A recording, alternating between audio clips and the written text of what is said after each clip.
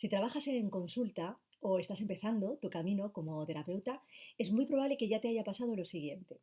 Un paciente con el que empiezas a trabajar y que se implica, que conecta, que ves que según pasa el tiempo va avanzando, pero de repente es como si todo se parara, como si el proceso terapéutico se detuviera y dejara de implicarse como se estaba implicando.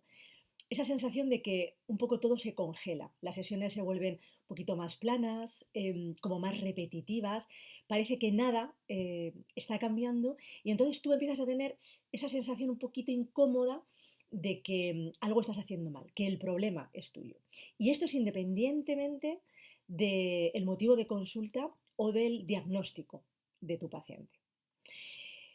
Yo sé muy bien lo que es eso, porque era el miedo más grande que yo tenía cuando empecé a trabajar con pacientes, con mis primeros pacientes.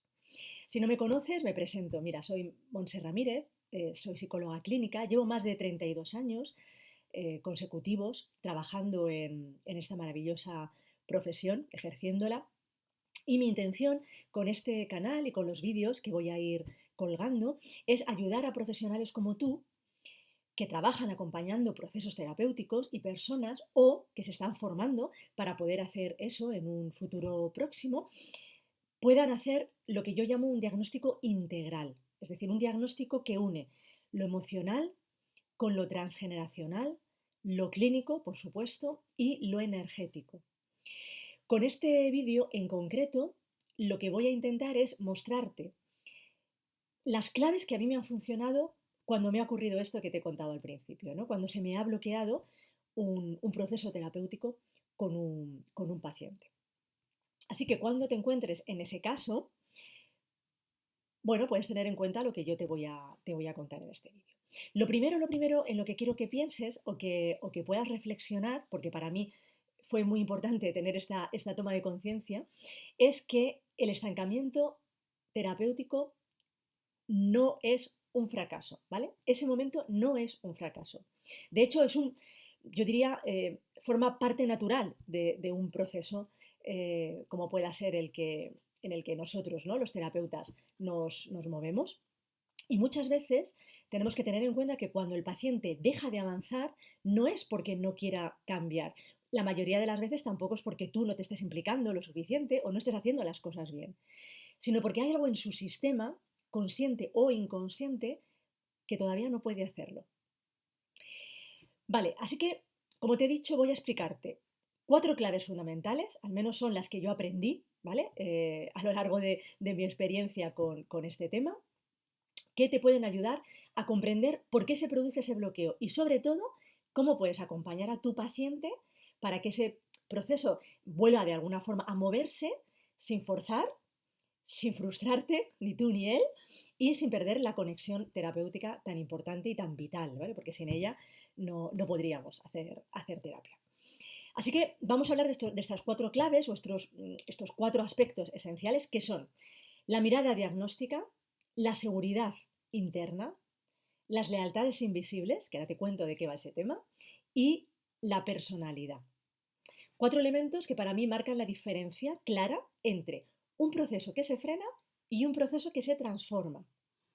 Bien, la primera clave, como te he dicho, tiene que ver con la mirada diagnóstica, es decir, cómo miramos el caso. Muchas veces, seguro que te ha pasado o que te pasa, un proceso se estanca porque estamos pendientes o centrados en el síntoma. O al menos es lo que más nombramos, ¿no? Esta persona tiene ansiedad, una tristeza profunda, hay un problema de dependencia, de apego evitativo, hay miedos, fobias, obsesiones, ¿no? Mencionamos el síntoma, pero no nos centramos en la estructura que sostiene ese síntoma. No se tiene en cuenta la función que cumple el síntoma. Y aquí es donde yo creo que el diagnóstico se vuelve crucial. Fíjate, no solo el diagnóstico clínico, sino una visión, una mirada mucho más amplia y mucho más profunda, que incluya, por ejemplo, la estructura de personalidad de nuestro paciente, su sistema familiar, su historia emocional quizás no resuelta porque no ha tenido herramientas o no integrada, y el cuerpo, porque el cuerpo siempre habla, ¿no?, de lo que nos pasa. Muchas veces todo esto es lo que sostiene un síntoma, lo que le da estructura, ¿no?, lo que hace que el síntoma emerja. Porque no es lo mismo, por ejemplo, trabajar con alguien que tiene rasgos de personalidad evitativos, por ejemplo, que trabajar con una persona que tiene una estructura límite de personalidad o un trastorno límite, que es bastante más complejo, ¿no? O con una persona que tiene un problema de dependencia, una estructura dependiente.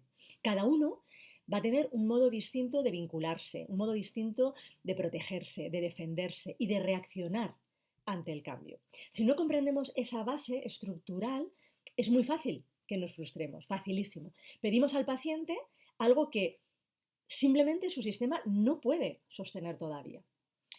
A esto se le suma algo que muchas veces no se explora, o al menos no se explora lo que a mí me gustaría, ¿no?, que es el transgeneracional.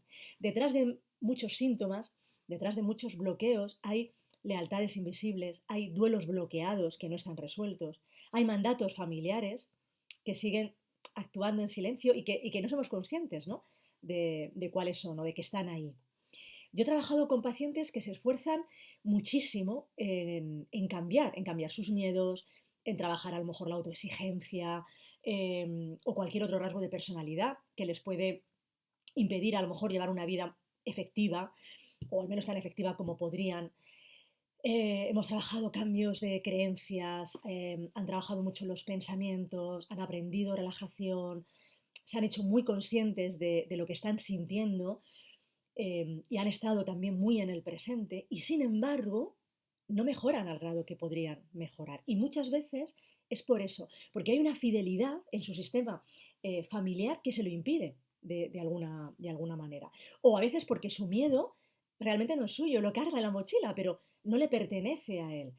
Cuando el paciente es capaz de ver esto, de hacerse, digamos, consciente de ello, no os imagináis lo que le ayuda. Es como dar un salto cuántico en ese sentido. Por eso, para mí, ampliar la mirada diagnóstica en ese sentido, es decir, dejar de ver solo el síntoma y empezar a comprender la historia que hay detrás del síntoma, la raíz real del conflicto, es lo que va a hacer que muchas veces el proceso terapéutico vuelva otra vez a ponerse en movimiento, porque el paciente se siente comprendido en su totalidad.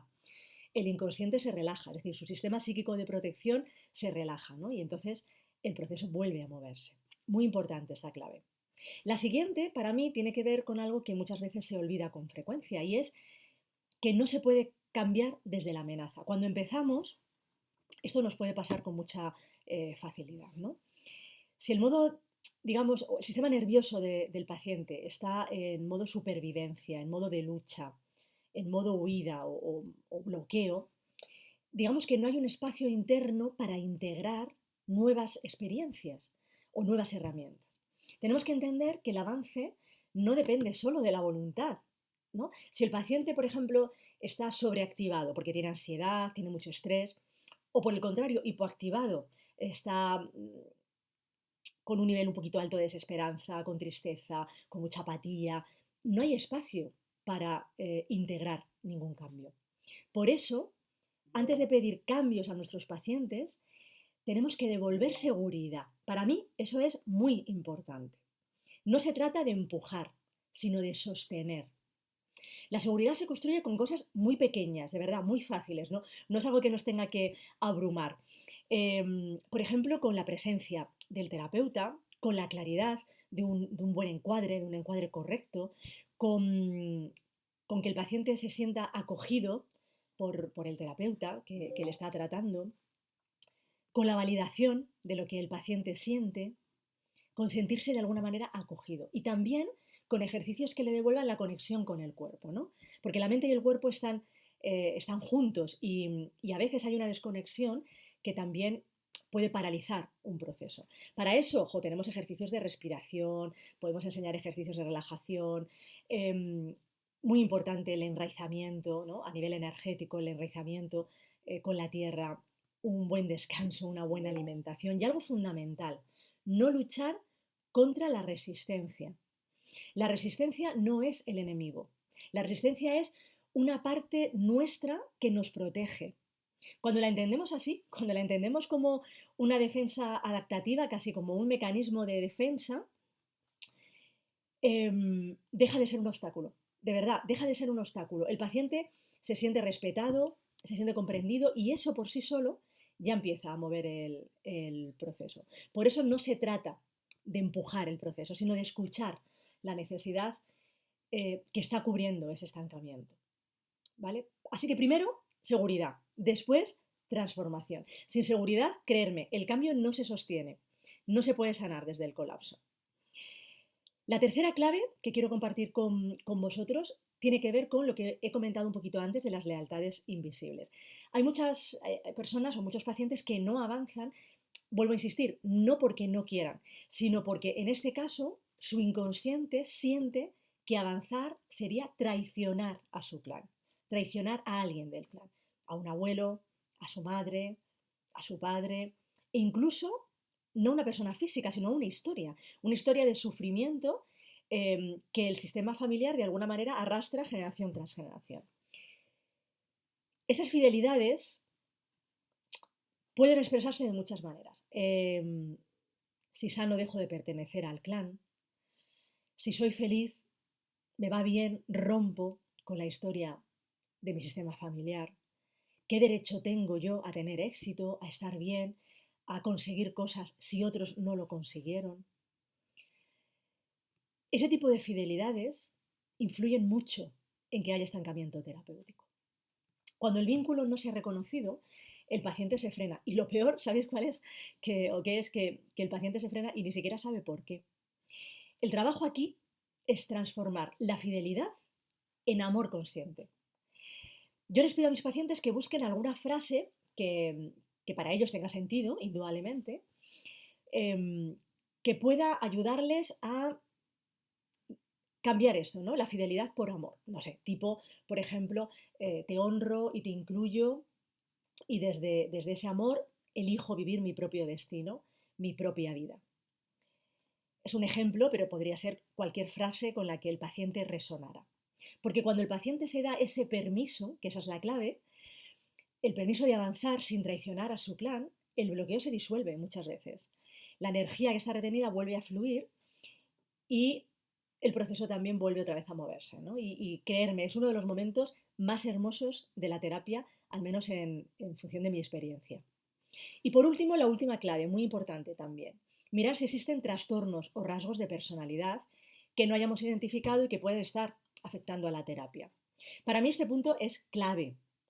Muchas veces se pasa por alto. A mí me llegan muchos informes o muchos pacientes derivados a los que no se les ha, de alguna manera, diagnosticado o no se les ha preguntado para ver cuál es su estructura de personalidad, ¿no? Para formar un poco esa estructura de personalidad.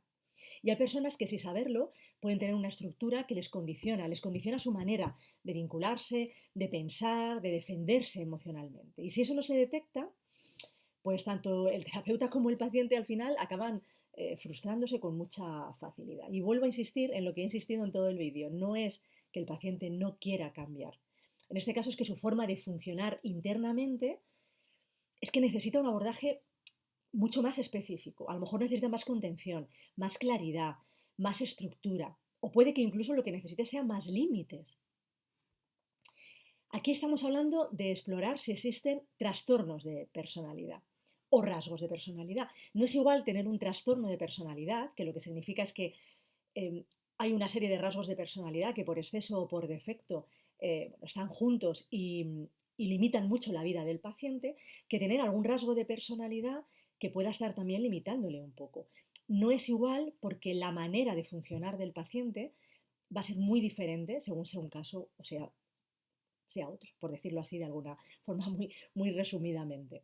Así que para mí es muy importante que revisemos la estructura de personalidad como parte del diagnóstico y no solo los síntomas, porque de lo contrario es que vamos a intentar avanzar con herramientas muy buenas, seguramente, pero que no encajan con la manera en la que esa persona procesa la realidad.